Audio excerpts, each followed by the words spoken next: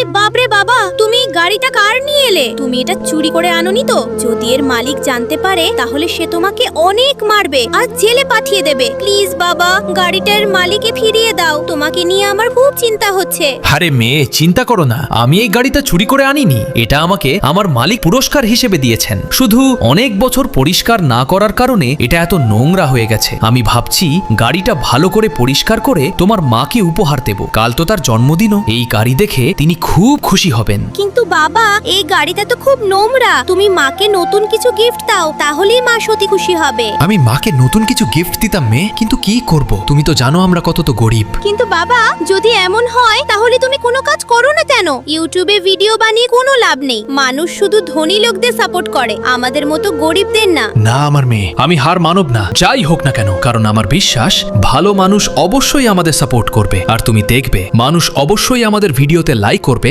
চ্যানেলটা সাবস্ক্রাইব করবে আর কমেন্টে তাদের মায়ের দীর্ঘ জীবনের জন্য একটা লাল হার্ট দেবে।